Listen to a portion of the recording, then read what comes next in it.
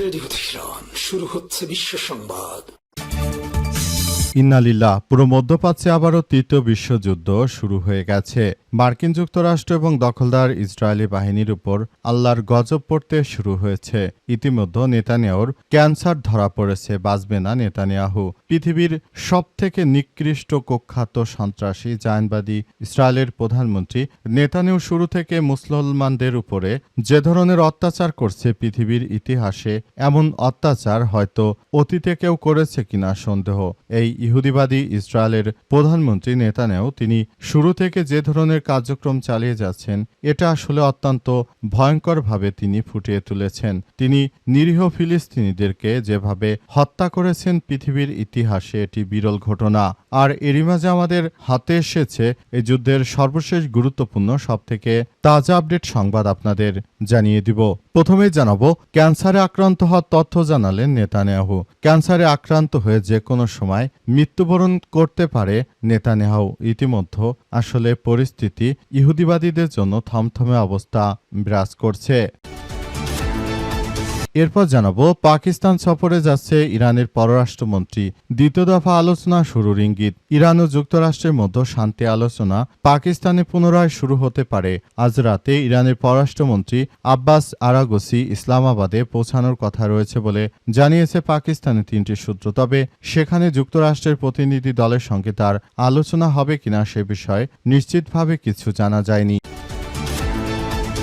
এদিকে পাকিস্তানে আটকে ৩,০০০ কন্টেইনার, বিকল্প কৌশল নিচ্ছে ইরান।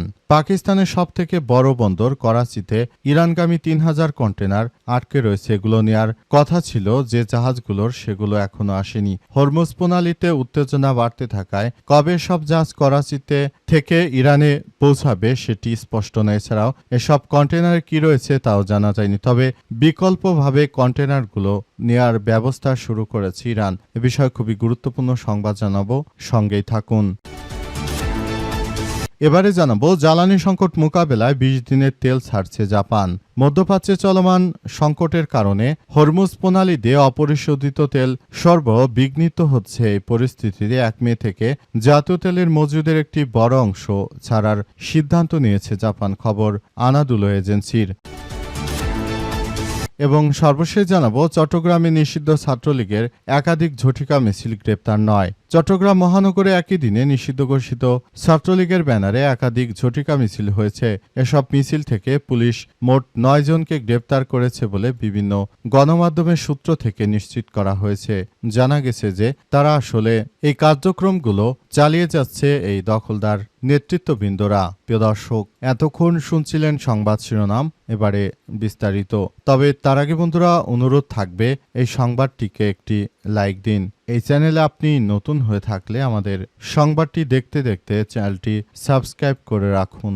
কমেন্ট করে বন্ধুরা আপনার মূল্যবান মতামত জানিয়ে দিন আপনি বিশ্বের কোন দেশ থেকে বা বাংলাদেশের কোন স্থান থেকে আমাদের সংবাদটি দেখছেন এবং শুনছেন। আর বন্ধুরা, সংবাদটি আপনার সোশ্যাল মিডিয়া ফেসবুকে শেয়ার করে বন্ধুদেরও দেখার সুযোগ করে দিন। আর বন্ধুরা, গাজা যুদ্ধে আপনি যদি নিরীহ ফিলিস্তিনিদের ভালোবেসে থাকেন, কমেন্টে ইয়েস লিখে পুরো বিশ্বকে আমাদের এই সংবাদটি দেখার সুযোগ করে দিন। এবারে বিস্তারিত। ক্যান্সারে আক্রান্ত হওয়ার তথ্য জানালেন নেতানিয়াহু।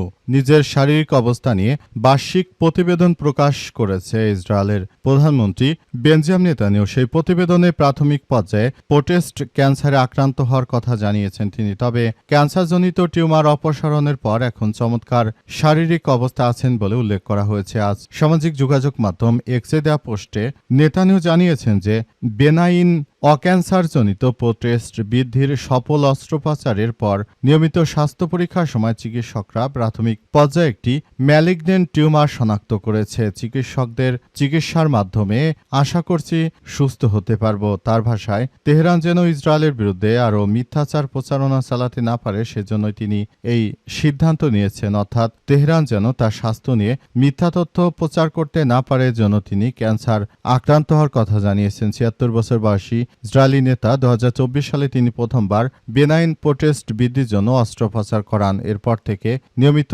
চিকিৎসা ও পর্যবেক্ষণে ছিলেন। সর্বশেষ স্বাস্থ্য পরীক্ষায় 1 সেন্টিমিটারেরও কম আকারে একটি ক্ষুদ্র দাগ শনাক্ত করা হয়। তিনি আরও জানান, আমার প্রোটেস্টে একটি ছোটখাটো সমস্যা ছিল যা পুরোপুরি সমাধান করা হয়েছে ঈশ্বরের কৃপায়। বিষয়টি এখন অতীত। দীর্ঘ ওই পোস্টে নেতানিয়াহু আরও জানিয়েছেন যে চিকিৎসা নেওয়ার সিদ্ধান্ত নিয়েছে কারণ সম্ভাব্য কোনো ঝুঁকির বিষয়ে সময়মতো তথ্য পেলে আমি সঙ্গে সঙ্গে ব্যবস্থা নিতে চাই বলে জানিয়েছেন নেতানিয়াহু, এবং তিনি জানিয়েছেন যে আমি সদ্য আসলে সবকিছু করতে চাই এবং পরিস্থিতি মোকাবেলা করতে চাই। পাকিস্তান সফরে যাচ্ছেন ইরানের পররাষ্ট্রমন্ত্রী। দ্বিতীয় দফা আলোচনা শুরুর ইঙ্গিত। ইরান ও যুক্তরাষ্ট্রের মধ্যে শান্তি আলোচনায় পাকিস্তানে পুনরায় শুরু হতে পারে আজ রাতে। ইরানের পররাষ্ট্রমন্ত্রী আব্বাস আরাগচি ইসলামাবাদে পৌঁছানোর কথা রয়েছে বলে জানিয়েছে পাকিস্তানের 3টি সূত্র। তবে সেখানে যুক্তরাষ্ট্রের প্রতিনিধিদের সঙ্গে তার আলোচনা হবে কিনা সে বিষয়ে নিশ্চিতভাবে কিছু জানা যায়নি। সূত্রগুলোর দাবি, পাকিস্তান সরকার 2 কর্মকর্তা জানিয়েছে যে সম্ভাব্য আলোচনাকে সামনে রেখে তারা একটি কার্যক্রম আসলে চালিয়ে যাওয়ার সিদ্ধান্ত গ্রহণ করেছে পাকিস্তান। পুরোপুরি তারা মার্কিন যুক্তরাষ্ট্রের নয় বরং ইরানের পক্ষ হয়ে তারা কাজ করছে। পৃথিবীর ইতিহাসে যেসব মুসলিম রাষ্ট্র রয়েছে তার মধ্যে একমাত্র পাকিস্তানই এই মুহূর্তে যুদ্ধবিরতি করানোর জন্য তারা চেষ্টা করছে। আর অন্যান্য নামে সুন্নি যে রাষ্ট্রগুলো রয়েছে সেসব রাষ্ট্রগুলো আসলে মূলত তারা এমনভাবে কিছু কার্যক্রম চালিয়ে যাচ্ছে মনে হচ্ছে যে আসলে তারা নিজেরা শুধু নিজেদের স্বার্থ হাসিল করার জন্য ব্যস্ত রয়েছে। এর মধ্যে সৌদি আরব, কাতার, কুয়েত, বাহরাইন, ওমান সহ যারাই রয়েছে তারাই সবাই আসলে নিজেদের মতো করে শুধু স্বার্থ হাসিল করতে চায়। সুতরাং বিষয়গুলোকে খুবই গুরুত্ব সহকারে দেখা হচ্ছে যাতে করে ভবিষ্যতে আরও এই কার্যক্রমগুলো যেন এমনভাবে সৃষ্টি না হয় সেজন্য পাকিস্তানও চেষ্টা করছে। বন্ধুপ্রতিম ইরানের প্রতি তাদের যে ভালোবাসা রয়েছে সেই ভালোবাসা থেকে তারা মূলত এই সংকটগুলো মোকাবেলা করতে চাইছে। কিন্তু দেখা যাচ্ছে যে আসলে পুরো পরিস্থিতি সম্পূর্ণ তছনছ হয়ে যাচ্ছে। পরিস্থিতি অত্যন্ত জটিল আকার ধারণ করায় পাকিস্তান আসলে শেষ পর্যন্ত কি করবে সেটি এখন পর্যন্ত বোঝা যাচ্ছে না। পরিস্থিতি অত্যন্ত জটিল আকার ধারণ করেছে। পাকিস্তানে আটকে 3000 কন্টেনার, বিকল্প কৌশল নিচ্ছে ইরান।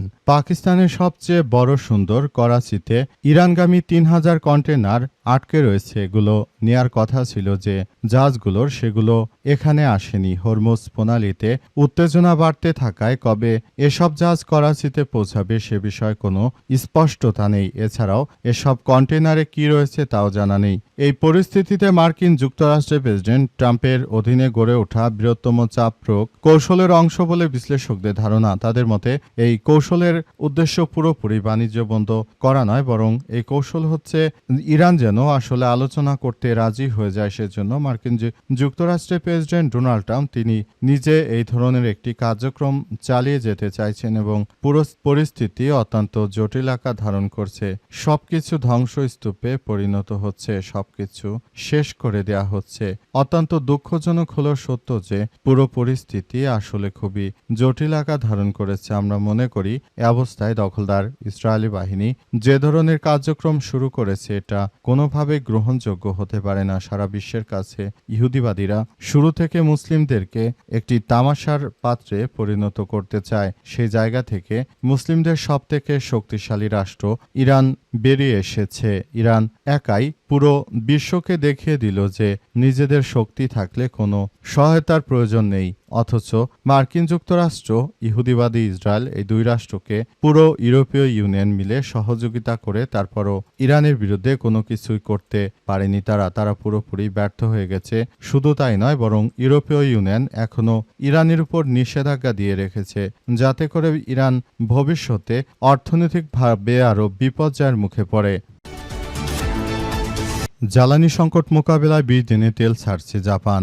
মধ্যপ্রাচ্যে চলমান সংকটের মধ্যে নিজেদের অর্থনৈতিক অবস্থা আসলে পুনরুজ্জীবিত করার জন্য, অর্থনৈতিক অবস্থা ঠিক রাখার জন্য অন্তত 15 দিনের তেল ছাড়ার সিদ্ধান্ত গ্রহণ করেছে জাপানের পক্ষ থেকে বলা হয়েছে যে আমরা চাই পুরোপুরি সবকিছু নিজেদের মতো করে আসলে কার্যক্রম চালিয়ে যেতে, যাতে করে ভবিষ্যতে আমরা সবকিছু সুন্দরভাবে গড়ে তুলতে পারি।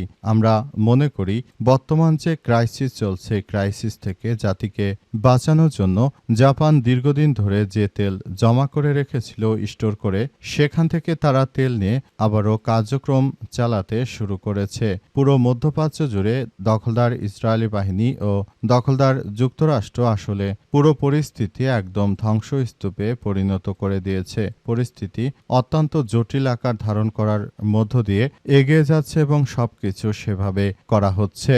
দেশটির অর্থনীতি, বাণিজ্য, শিল্প মন্ত্রণালয় আজ এক বিবৃতিতে জানিয়েছে, বর্তমান পরিস্থিতিতে হরমুজ প্রণালী এড়িয়ে বিকল্প রুট থেকে তেল আনার ব্যাপার নিয়ে তারা কাজ করছে। তারা আরও জানিয়েছে যে আমরা চাই ভবিষ্যতে আরও একটি সুন্দর পৃথিবী গড়ে তোলার জন্য। সেজন্য আমরা এই কার্যক্রমগুলো আসলে চালিয়ে যেতে চাই, যাতে করে ভবিষ্যতে এমন কোনো কিছু যেন না হয় যেটার জন্য কার্যক্রমগুলো যেন আর না ঘটে, সে বিষয়টি নিয়ে সবকিছু জানা যাচ্ছে এবং পুরো মধ্যপ্রাচ্য জুড়ে একটি কার্যক্রম শুরু হয়ে গেছে।